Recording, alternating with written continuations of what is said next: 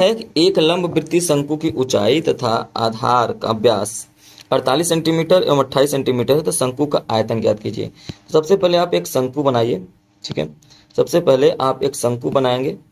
तो ये मैंने बना दिया शंकु। अब देखिए इसमें कह क्या रहा है कि इसकी जो ऊंचाई है, यहाँ से यहाँ तक ये जो ऊंचाई है वो कितना है, तो 48 सेंटीमीटर है।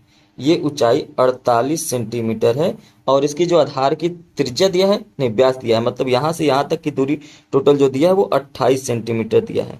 अब आप देखिए कि अगर आपको पता है कि व्यास बराबर जो होता है वो क्या होता है, 2 गुणे त्रिज्या होता है। मतलब अगर आपको त्रिज्या निकालना है तो व्यास में से 2 का भाग देना पड़ेगा।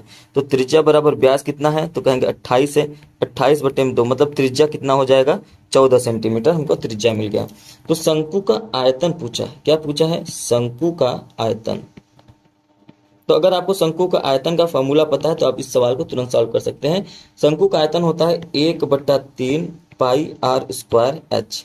ठीक है, जहां पर h बराबर क्या दे रखा है, h बराबर 48 सेंटीमीटर दे रखा है। r का मान अभी आपने यहाँ पे निकाला 14 सेंटीमीटर। तो यहाँ पे मान रख देंगे 1/3 गुणे 22/7 गुणे r का मान कितना है, 14 स्क्वायर है तो 14 का 2 बार गुणा, और h का मान 48 है तो 48 रख देंगे। इसको आप काट दीजिए, आप 3 से काट दीजिए 48 को, 16 3 48 होता है तो 16 हो गया। 7 से काट दीजिए 14 को। तो अब देखिए आपके पास ऊपर बचा क्या, 22 गुणे 14 गुणे 2 गुणे 16।